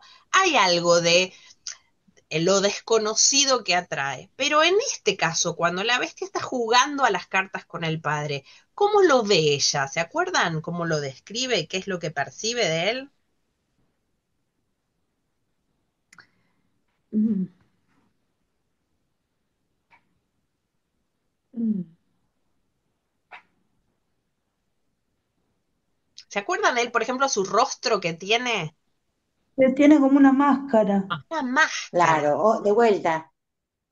Una máscara, de vuelta el doble, lo que tapa su verdadero ser, digamos, está la máscara, y ella habla del rostro pintado sobre la máscara, como si fuera algo absolutamente absurdo y que tiene tanta perfección que no puede existir, ¿no? Porque es tan perfectamente simétrico que lo hace grotesco. Creo que incluso usa esa palabra. Eh, Dice, habla de la ropa como toda pasada de moda. Dice que tiene un frac de modé. Hay algo que de este personaje medio draculesco, como fuera de tiempo. No, no es atractivo, llamativo, sino es, es, dice, es de modé. Mientras el ballet se pillaba su capa negra, los copos de nieve, esta rosa, inverosímil para la estación, la rosa que tiene puesta en el ojal. ¿m? Y eh, No dice habla de las también que... garras, alguien lo había dicho antes, ¿no? Esas manos que aparecen como con guantes intentadas tapar, pero que tienen un tamaño fuera de lo común, como que se lo nota ese ser que no es normal, que es monstruoso, pero que todos le rinden pleitesía, como el señor feudal de ese pueblo que no sabemos cuál es, solo sabemos que está cerca de Milán. Eh, ¿Y ella, qué les parece ella, teniendo en cuenta a este otro personaje femenino que habíamos leído en el primer cuento? ¿Cómo leemos a esta bella? ¿Qué dicen?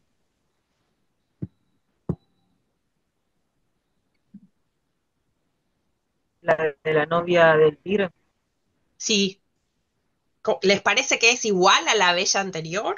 No, es No, menos para inocente. nada, porque es mucho más, es una doncella que se encuentra sola y que en algún momento empieza a pensar qué tiene para defenderse o qué tiene para sobrevivir en esa situación. Ella en algún momento habla de su cuerpo como un capital y decide hacer en base a eso su primera inversión.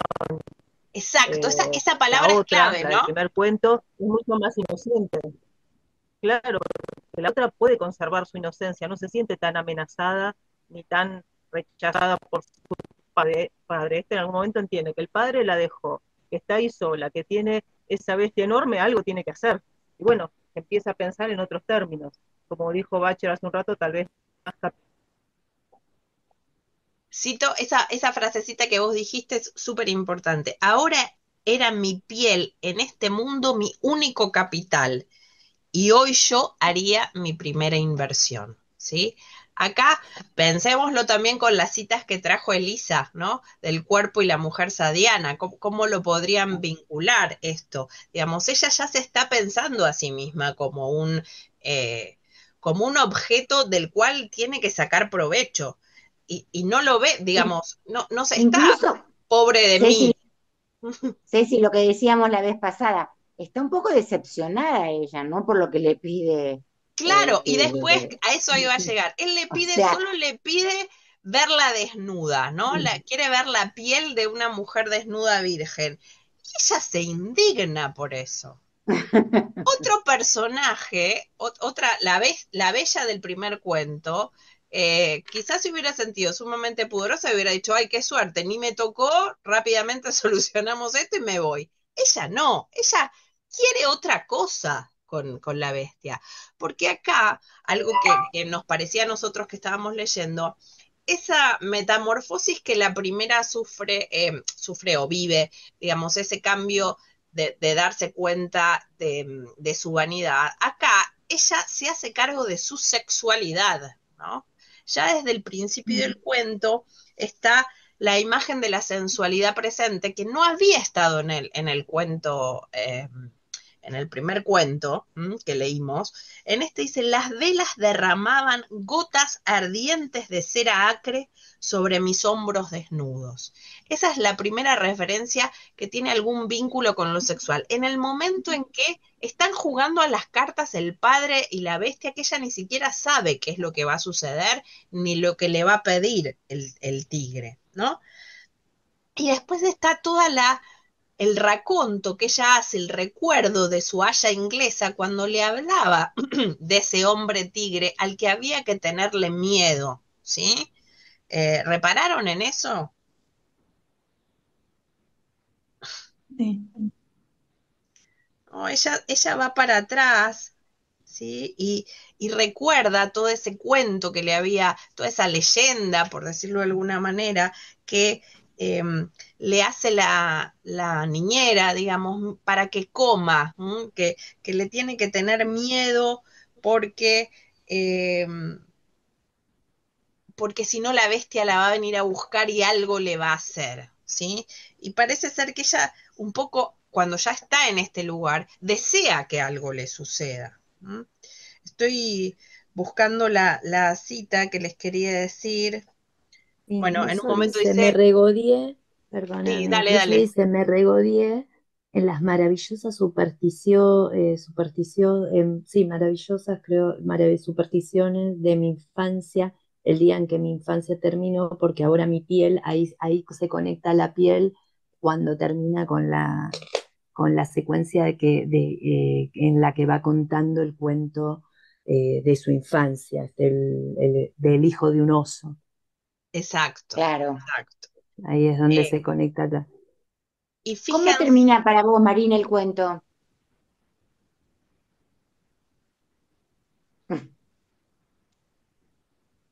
Está muteada. No te oímos, No, Marina. no sé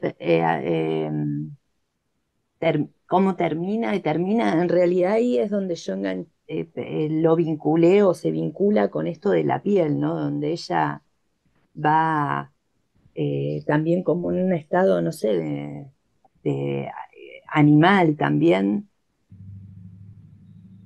Y tendrías que relacionar eso con el título. ¿Los demás cómo vieron el final? Porque es un Algo, final medio slippery, resbaladizo. miren, voy a leer para que conversemos a partir de esta cita. Estamos en el final. Dice, Él siguió arrastrándose hacia mí, más cerca, cada vez más cerca, hasta que al fin sentí el áspero terciopelo de su cabeza sobre mi mano. Luego una lengua abrasiva como la piel de lija. Me lamerá hasta desollarme. Y cada lamida de su lengua iba arrancándome piel tras piel, todas las pieles de una vida en el mundo, y descubría una naciente pátina de brillante pelaje. Mis pendientes volvieron a trocarse en agua y cual lágrimas resbalaron sobre mis hombros, yo sacudí las gotas de mi hermoso pelaje. Sí. Es una, bueno, Ahí está, Diego. La Claro. metamorfosis. una Bien, es transformación. Bien, Exacto, perfecto. hay una metamorfosis, pero fíjense que en el primero la metamorfosis era de él, el que se transforma de bestia a humano, es la La bestia, casa Rubens. ¿sí? Que es la clásica del cuento, ella logra, ella llora y logra transformarlo, el amor lo transforma, y acá no, acá es ella que se transforma en bestia y que él le va, como que en el interior está eso salvaje que se va descubriendo, porque le va sacando capas de piel hasta que está por debajo ese pelaje salvaje que la hace tigresa, si ustedes quieren, como Claro. él. Él logra despertarle ese lado salvaje, podríamos pensar simbólicamente, el despertar de la sexualidad, de la cual ella se hace cargo de esa sexualidad, digamos, Sí, es sí, algo que sí, ella sí. quiere. Ajá.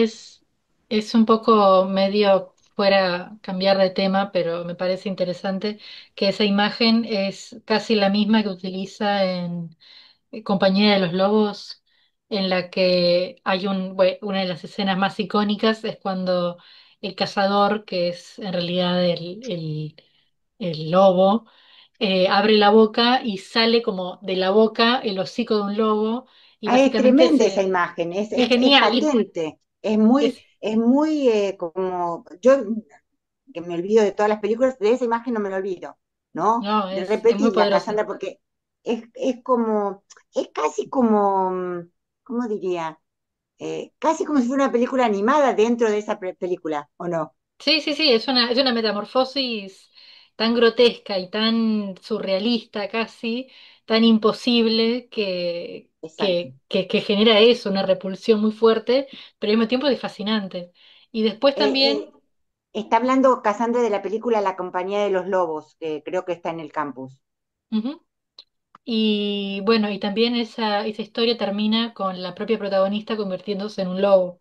En cierto modo creo que retoma los dos, dentro de la historia, ¿no? Dentro del cuento que cuenta ella, o que sueña ella en realidad. Hay muchas capas narrativas dentro de la película, pero creo que en ese sentido como que retoma cosas de este cuento, del tigre. Y no sé, me pareció interesante porque son como, obviamente son temas que Angela Carter sigue pensando, ¿no? De que por qué tiene que ser la bestia la que se transforma en humano y no puede también la mujer convertirse en una bestia. Sí, incluso es muy fuerte porque ella al principio del cuento, cuando se describe a sí misma, dice que es bonita, que tiene rizos de brillante color, avellana, mejillas sonrosadas y que la Haya la llamaba su rosa navideña porque había nacido el día de Navidad. Fíjense cuánto simbolismo de pureza para terminar como la dama tigre, ¿no? Esa tigresa que, que yo entiendo, no sé qué les parece a ustedes, es para compartir, pero que ese deseo parece que se le despierta a ella. Él no ha hecho demasiado, más que negarle algo o hay algo, hay una negación que le despierta el deseo, porque no es que él le ha pedido acostarse con ella, ¿sí? Entonces en esa negación ella encuentra su propio deseo y su propia necesidad em, de un despertar sexual, digamos, de convertirse en esta tigresa. ¿Cómo lo leen ustedes? ¿Qué les parece? Y lo que pasa es que me parece que si bien en el primer cuento la relación que se establece entre Bella y Bestia es bien romántica, en este caso es bien erótica. Ella en algún momento se pone en un pie de igualdad y le dice, yo también quiero ver tu piel, quiero ver cómo sos. Es decir, lo Exacto. desafía de alguna manera. La escena previa al final es muy erótica. Es decir, vos me pedís esto, bueno, dale, vamos, hagamos lo mismo. Y bueno, ahí ya la protagonista, la doncella, tiene una actitud mucho más activa. Exacto, ¿sí? Hay, Sí, hay una postura, dice ella, eh, ¿no? En un momento dice, se va desvistiéndose, ir quitándose uno a uno hasta la última prenda. Era como si yo misma me estuviera desollando, ¿sí? Es algo propio de ella que aparece ahí, ¿no? Me parece que esto es importante en Carter, que pone a las mujeres en un lugar mucho más activo, alguien había dicho esta palabra, y responsables como de su propio destino.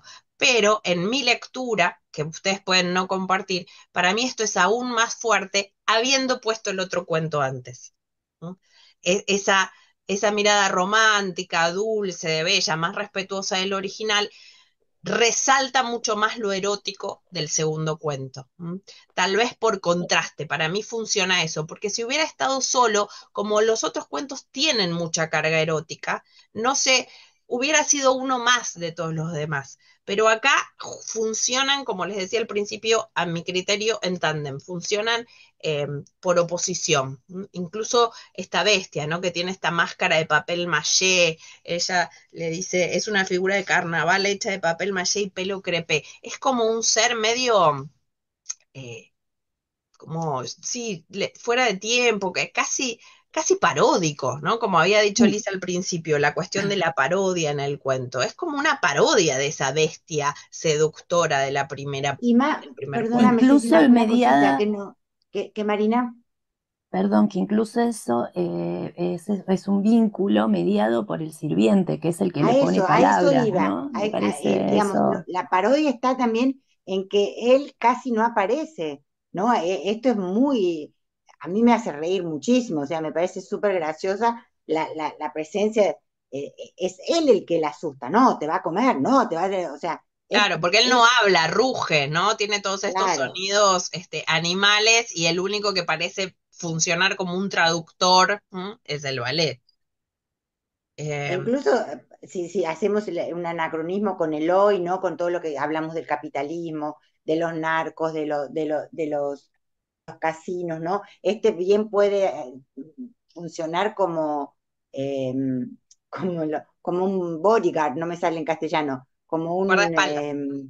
claro, como un guardaespaldas, ¿no? Como los matones que están adentro, o llevándolos, vieron los presidentes que van con todos estos, y si uno lo compara con lo que ve en la realidad, ¿no? Cuando van los autos y vienen, este es como bastante, a mí me suena muy paradójico la presencia insistente de este criado, ¿no? Me parece que ella ahí está jugando, ¿no? Con eso, con todo lo que está jugando, ¿sí? Bueno, Por cosas otro lado, que... a mí no, perdón, Dale, dale, dale, dale, Ceci. sí, sí, No, perdón. no, Cosas que eh, nos quedarían para que ustedes leyeran, podrían pensar en los objetos de valor, hay cuadros que están nombrados, hay un salero que está nombrado, aparece también un paisaje en el establo, ¿no? Que habla de caballos, en toda la relación que ella hace con los caballos, las citas que hace de otros. En estos dos cuentos hay muchos intertextos con otros cuentos. En el primero aparece el come y beba, bébeme, ligado a Alicia en el País de las Maravillas.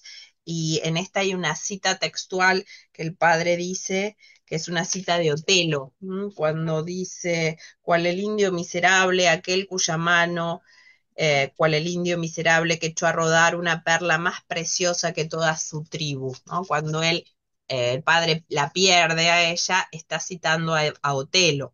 ¿Mm? Ceci, quería insistir con el tema de Rusia, con el tema de la Guerra Fría, con el tema de los privilegiados, con el tema de toda esta, digamos, esta abundancia de la riqueza, ¿no? En un mundo, como dijo ella en la cita que yo les dije, en un mundo como en el que estamos atontados, ¿no? O sea, como hacer una lectura a posteriori de que eso, de dónde están todos estos privilegiados, ¿no? Porque sería como un marco también, ¿no? En este marco pasa esto. Pero bueno, en este lugar, como vos dijiste, ¿no? Se cruza el umbral y acá adentro pasa esto, ¿sí?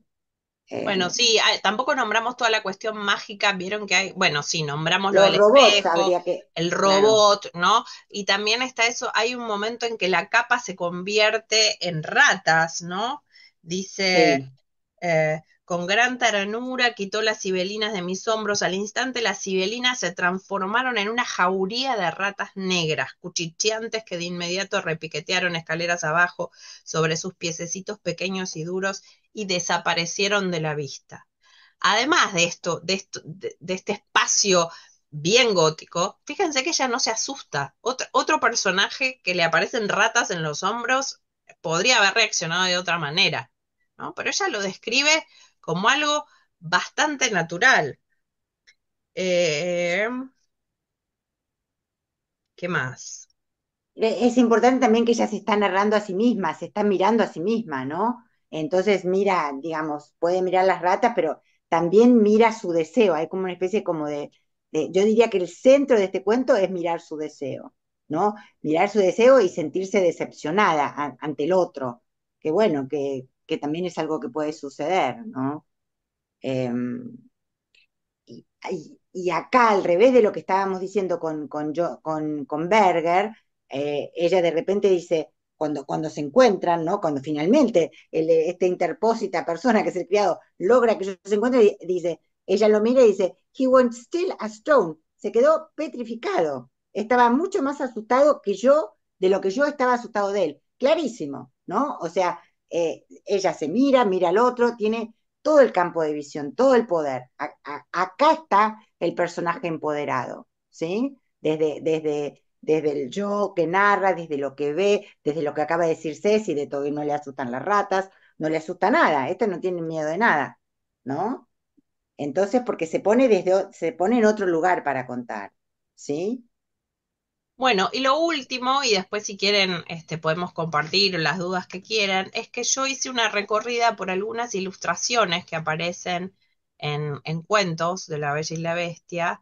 Entonces quería mostrarles para esto que les decía antes de que no siempre la bestia fue un león, ¿no? Entonces Acá miren, está, perdón, ay, se acabó. no, no, acá estamos. Ah, no, porque apareció Sebastián, que dice que tal vez fue un mono. Sebastián decía algo, porque él trabaja un montón y después no quiere aparecer. Ay, qué buenas que están, esta me encanta. Mirá la de Boyle. Miren, esta parece, no sé, como una especie medio de dragonesca, con escamas, ¿no? La de Eleanor Boy es una foca. Sí, che, descolonicémonos de Disney, porque nos colonizó totalmente Disney con el león, ¿no?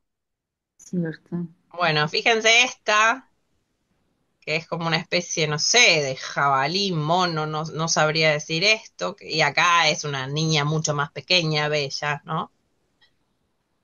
Es como Esta una es de muñeca. 1834.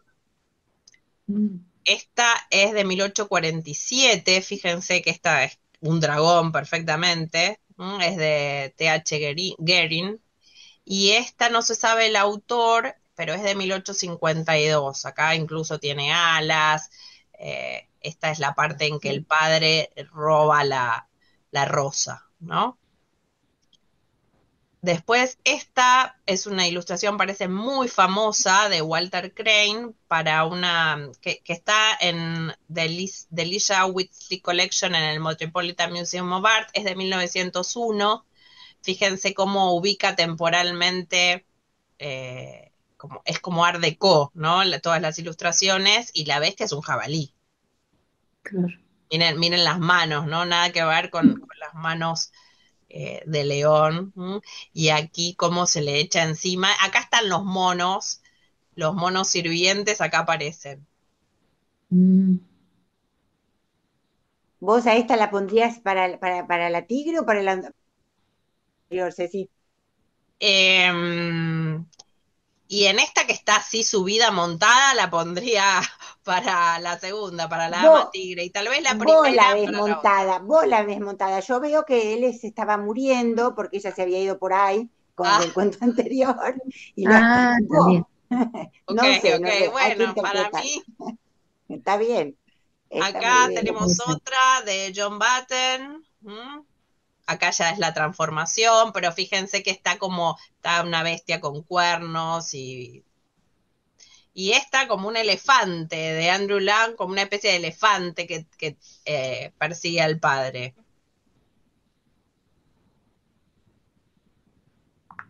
Esta es el póster de la película de 1946 de Jean Cocteau. ¿Mm? Acá se acercaría algo más leonino. Mm, ¿Es por esto que en uno es tigre y en otro es león?